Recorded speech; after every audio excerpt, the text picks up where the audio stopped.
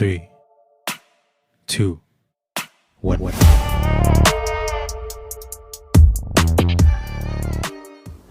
Hello everyone, Phil from 3DP UK Tech Channel. Today I'm going to bring another build and unboxing of the Artillery X3 Sidewinder Pro. This was kindly sent over to me to review, and we're going to go over the aspects of the build and then maybe do some prints, test prints, and we'll see how this one fares. So let's go over to the video. But before we do that, a quick word from one of our sponsors today.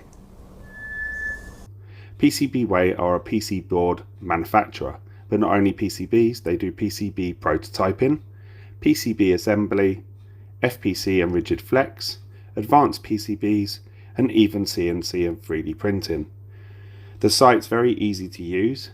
It also has bioprotection, worldwide delivery, and all sorts of other great additions. As you can see, they have competitions and all sorts of different projects that you can carry out. So check out PCBWay.com, which is today's video sponsor, PCBWay.com. And once again, thank you to PCBWay for sponsoring today's video. So back to the unboxing of the Artillery Sidewinder X3 Pro. Now I know there's a number of different versions of this. I'll leave a link in the description to those. So let's get into the unboxing.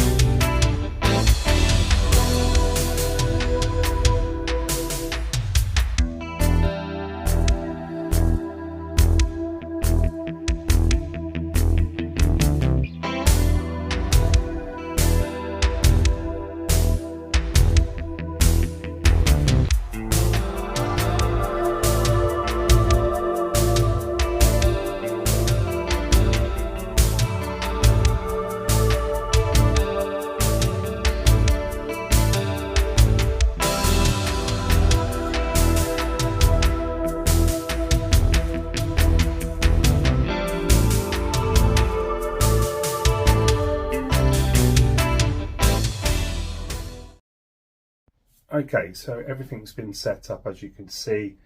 Had some initial issues with setting up the filament sensor, but we worked that one out. So I found a power cable, always plenty of those around. So we're going to flick the switch. Doesn't look like there's anywhere on here that we need to change the rating on it that I can see. So we'll flick the switch on now. Get the Artillery logo. And as you can see here, stretch this out a bit. So you've got all the usual settings on there. So you've got your nozzle temperature, the current temperature, you've got the bed temperature, the fan speed, X, Y, and Z location, tools, print, settings, and system. So clicking on all of those, you have temperature, extrude, move axes, filament change, manual leveling, auto leveling, Z offset, clean nozzle on this one.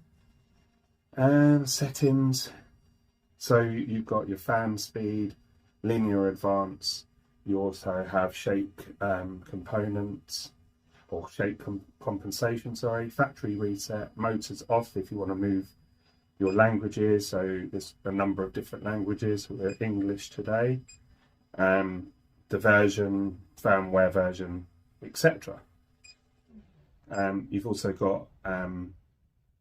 also got basically you can turn the sound off if you don't like the annoying bleeping, which we tend to turn them off. You have the light, which is an LED light, which is just under the frame at the top, so adds a little bit of an extra boost. You also have an LED light on the filling head as well, which I really like that. So you have two options, so you can have it on both, whichever you choose. Okay, so referring to the paper rack, it's actually asking me to carry out a bed level before we start, which obviously makes sense. So this is a combination between auto and there's some wheels under all four corners. So sort of going through the pamphlet now, we want to basically carry out a bed level. So let's do that. So as you go through, so printing for the first time, just gives you some advice on how to use it. So what we're going to do is we're going to bed level for the first time. We're going to use this applied sheet here to actually carry that out. So on the main screen you have tools, and what you want to look for is manual leveling. So it's going to give you 5 points of reference. So your first front, second point, which is on the other side, and then the middle, and so on. So we're going to do that. So let's click first point.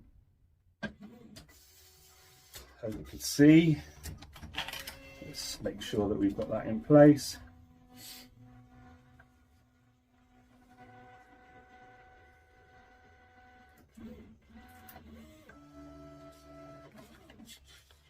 So obviously what you want to do with this is very much like your traditional manual leveling. You just want to move the knob until you get a bit of bite on the paper, which I've got there.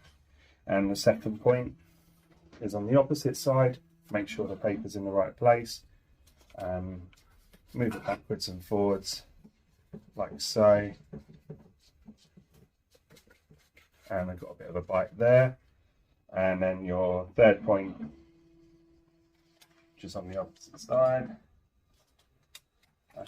just at the back, slightly more awkward to get to, especially when you have like the nozzle wipe on there. So I've got it biting now, which is good. And then the fourth one, which will be on the opposite side. Just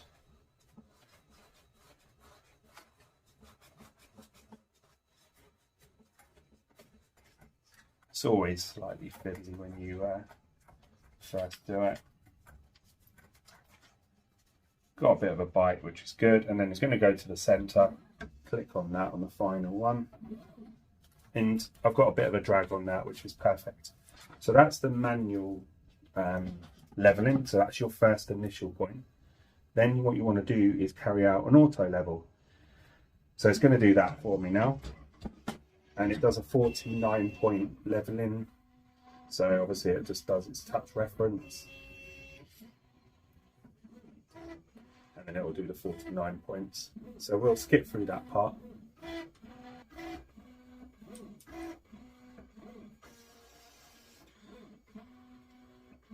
Okay, so that's carried out a 49 point leveling system, and then on the screen it just says your auto level has been completed. So just click save. That will remember all of those points, and then it says that we can then go on to printing. But what I'll need to do is just grab the SD card which was supplied. Okay, so what we're going to do now, I've added the SD card, and I've had to preheat it just into thinking that there's actually going to be something going on. So what we want to do is go to print, test file, go for the one with the artillery sign, and what that does is it does like a random bed movement and Z-axis and X and Y axis movements, and it'll move the head left and right and up and down and basically do like a little dance. But we'll do that, but you do need to add a small amount of filament just to trigger the filament sensor, otherwise it doesn't work obviously. And then you do need to preheat the bed and the nozzle, so I'm just doing that quickly now.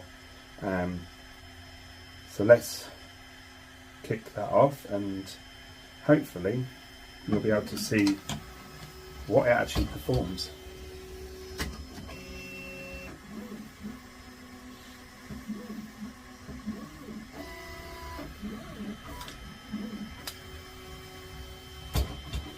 So as you can see, it's sort of going to all four corners of the bed, and then it will start moving around the actual thing. As you can see now, it'll rapidly get a little bit faster.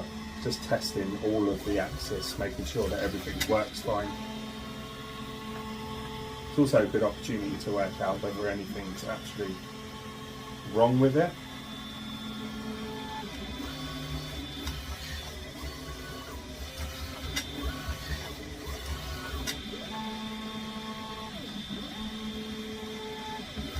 I'm not sure how long this lasts for, but we're at 46% now, and we've about 45 seconds gone, so it's probably about a couple of minutes, and it literally does this, changing the lights and stuff like that. It's a bit of a, I'm not sure how important that is, but it's, like I say, it's a good opportunity to see whether there's any major issues. Movement's all great before you start printing, so it's probably a good thing. I don't think it's a necessity, but you can see it's carrying out loads of different movements at the same time now. I do like that the Z-axis does move quite rapidly as well. So we're around about 70% now, about a minute and a half.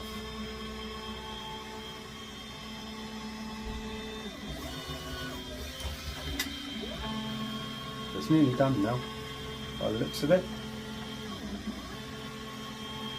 About 80%.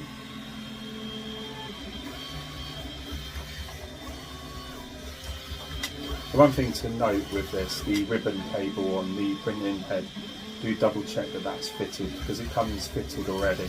These can work loose in transit, so it'd be worth double checking. So if you don't see any lights on the nozzle head, you know that potentially there's an issue with that. I wouldn't carry out any bed leveling at that point.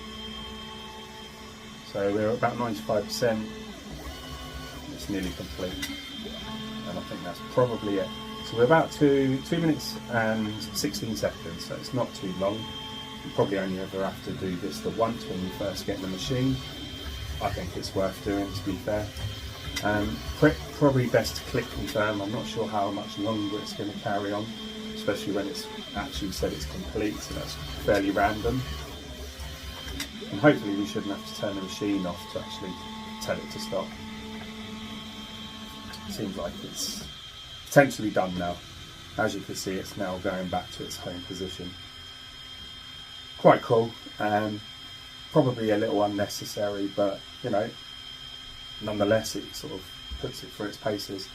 Now, the white PLA that come with this, I don't like to use things like that when I'm doing my testing. I like to use sort of dark colours, but I'm going to go for potentially this grey, this silvery. That'll show some flaws, I'm sure. So let's put that on now. First of all, what we want to do is just remove that small piece of filament that we chucked in there. We're going to put this on to the spool holder, feed that through, and then what we want to do on the actual panel itself, you want to go to tools. You've got filament change, so what we want to do, then you've got feed and return, but obviously we want to feed in. So, and it also gives you an option of how much filament you want to feed through, whether you want 10 millimeters, a filament 50 or 100. I always go with 100, especially if you're color changing, because it's a good way of purging through. So currently we're at about 200 degrees, so it should start asking me to feed it. Now it's a direct extruder and it goes up to 300 degrees on the nozzle. As soon as you start hearing it kick in, which should be any moment now, just feed the filament through. You don't need to press any latches for this, it's literally just push through. And you can hear the gears pushing through, and once you find the filament feeding through by itself, let go of it and you'll see it come out of the bottom probably within the next few seconds. You may see some previous filament, any factory filament that might be in there. Normally they use white, that would be the telltale sign. And if you want to put some more through, I didn't quite get through on that one, just press feed again and it'll do it again, another 100. As you can see, it's now starting to come through. It does look like there's a small amount of white there.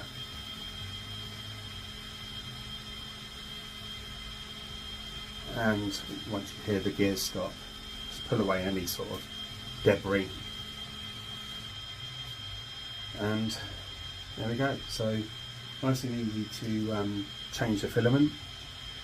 Quite easy to use screen. The other sort of things you've got is on the settings on the tools page. So you've got clean nozzle. Now, because we've just done some purging, let's click on that, clean the nozzle.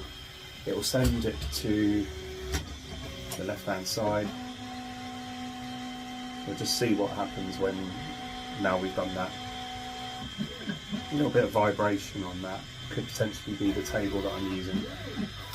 And you can see it's now gone into the cleaning location, which is like a little white nozzle, much like the bamboo. Just does like a little white. Not quite sure how, I mean, yeah, it's got most of it off. You'll probably still end up with some debris, but that's what that's for. So we've done the auto leveling, we've done the manual, we've done like a little move around. The other thing is that when you first start printing, you're most likely going to need to do the offset. So what I suggest we do is we'll print off the benchy that's on here. So we'll click print, model file. As you can see, you come up with the actual visual display of what you're printing. So you've got a new tray which fits in the bottom if you want to change the colour. A sword, we'll probably leave that one for now. And we'll go for this benchy here, the 37 gram, because we want to see like a couple of, maybe 3 or 4 shell on these. I don't want to see it all the way through. I want to actually see whether there's any discrepancies in the print, any sort of reduced flow. So we're going to click on that one, and then what we'll do is we'll slow it down. So as you can see, you can click print. So what we're going to do is adjust the print, and we're going to slow it down as well. So you can click on that, change the speed. We'll go down to 20 at the moment, and 20% at the moment. And the reason for that is it's a good opportunity to use this going down slow. If you do it fast, if there is any Z offset that you need to adjust, it's actually better to do it slow. You get a better first layer for your first time, and you can adjust that. This can all be done in the screen, so we've slowed it down to 20%. Let's go back out of that, that'll stay set. Let's stick some lights on, make sure we've got it, and then we'll go into the Z offset screen. So on this screen you've got, you can go up in 3 increments, up and down, so you can go 0.25, 0.1 or 1. It's best to do the smaller amounts. So we'll wait for that, and then hopefully we can start the benchy print. Okay, so while it's printing, you just want to adjust the Z offset. It was slightly off. You'll probably see on this side there is a bit of scraping there. It's more filament than it is the actual bed itself. I double check that. Now the Z offset was set at 0 for that, so obviously that potentially could be a risk, so you do want to slow it down. It reduces the risk of damage. Not quite sure once it's done a bed level why the Z offset was so out. We're at 2.37, so it was quite high when the actual nozzle, so it was probably about that high off the bed, so it's quite an extreme amount. As you can see now, it's printing the benchy with the silver. So what we'll do is we'll leave it to print. We'll come back and have a little look to see how it's actually faring, and hopefully a successful print.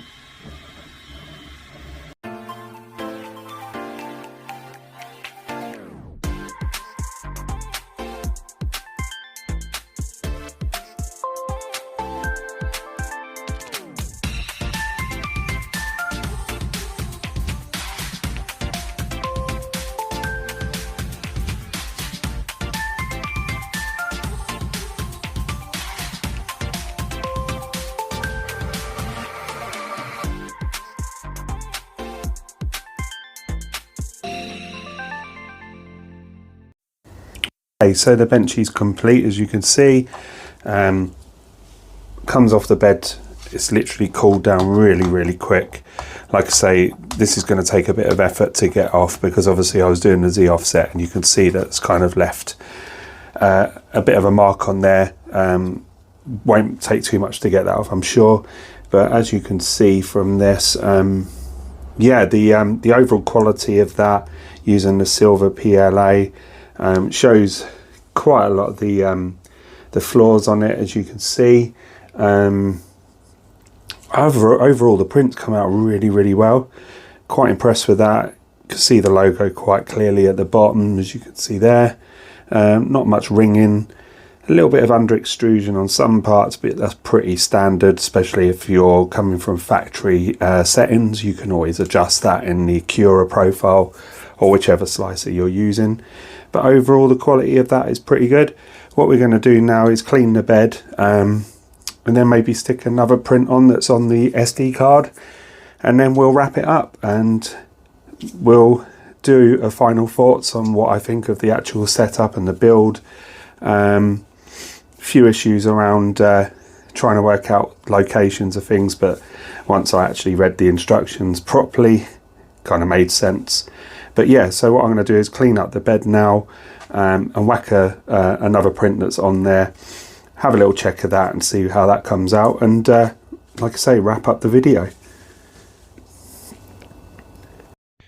Okay, so I printed the other model on the artillery SD card that come with the actual printer itself. I'm assuming that this is the waste box that goes underneath the printer itself. What I've noticed is, I'll sort of describe that in a second. Let's just move the bed back and I'll show you. So that underneath you get like a little waste box, like so. It does sort of slot out, and it does kind of work. Under the bed, not too sure about whether that would be good, but it's not a multicolour printer, so it's only single print, so it's really only going to wipe at the very beginning of a print, so it's not too bad in that respect. But yeah, so I mean, you can change it if you'd like. I did it on the silver because that was already connected. As you can see, the slicing of that, little extreme if I'm being really honest, but you know, it was a card on the SD cards, model on the SD card, so sometimes you don't really know what you're going to get until it's too late. You'd expect the printer to be able to print off any overhangs like that. It looks like this has actually been 3D printed as well. Definitely not the greatest of quality in terms of what you would normally expect from a printer. But yeah, I mean, we can take off all of these sort of bits relatively easy, like so. That's basically the supports, like I say, a little bit over the top, I think. And yeah, if you want to swap it out, whether that's actually worthwhile or useful, but you know, if that's something that people would want to do. I'm going to slice a model of my own now and actually print it just to see how it reacts with the slicer settings that they give me on the SD card. So I'm going to unwrap that on my computer and use Cura to do that. And what we'll do is we'll do that model, and then we'll do a final thoughts, have a quick look over the machine again, and then we'll close it off. Yeah, so we'll do that now.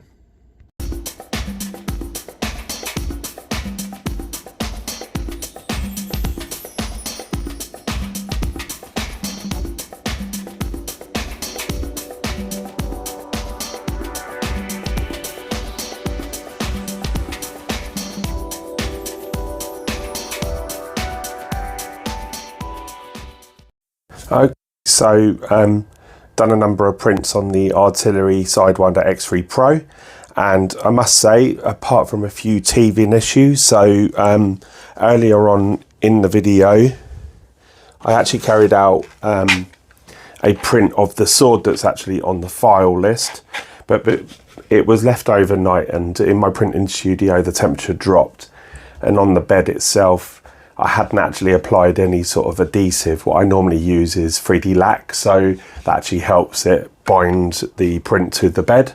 And because this particular print didn't have any brim, so as you can see, it pretty much stopped. And later on, found this, which is a lovely bunch of spaghetti.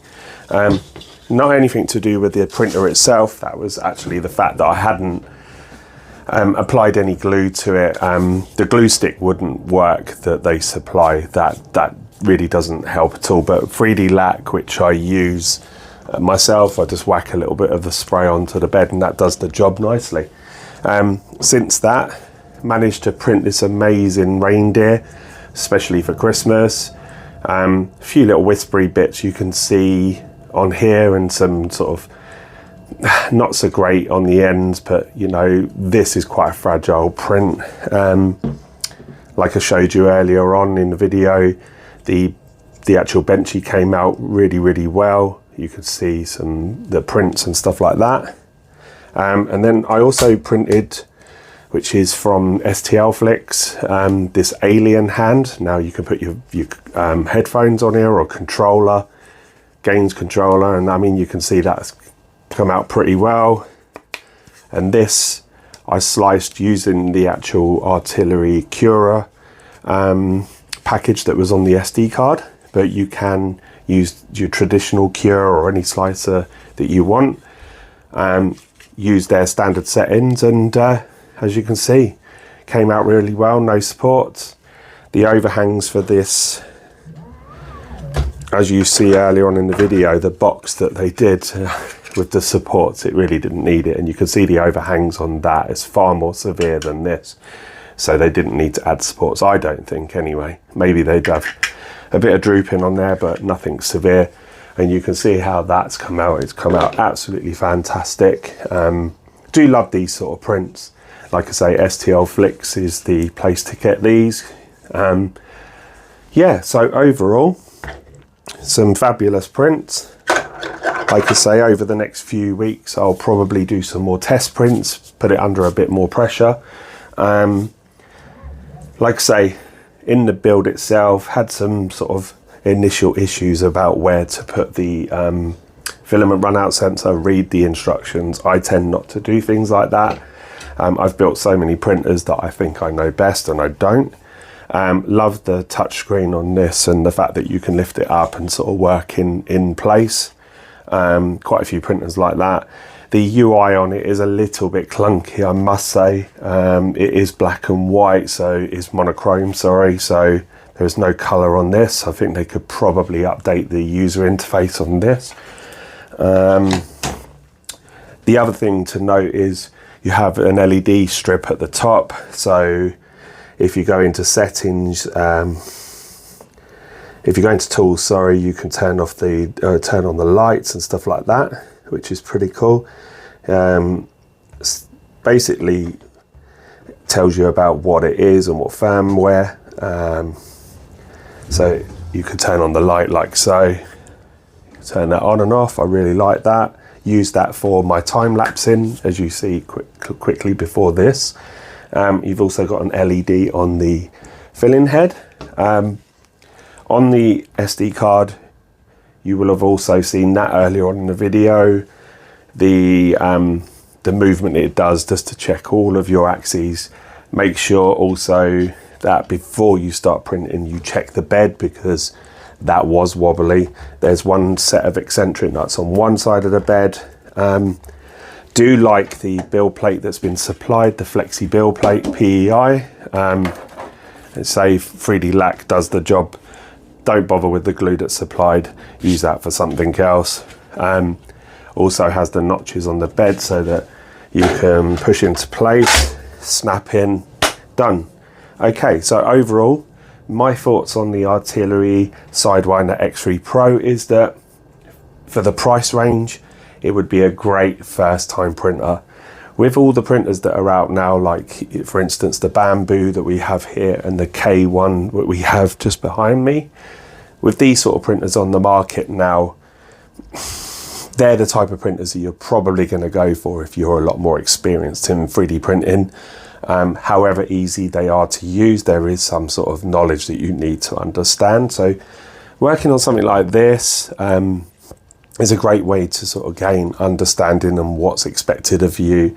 There's still manual bed leveling, auto bed levelings, but once you've done that, get your head around the whole having to change the Z offset. Don't rely on the manual bed level and the auto bed leveling. From when I did it, there was still about a small gap, about 1.5 mil still, so I still had to adjust it. Slow your speed down on the benchy print, double check that. Once you've done that, save it. That should stay in there. It will stay in the actual firmware. The top loading spool is good. Dual Z access.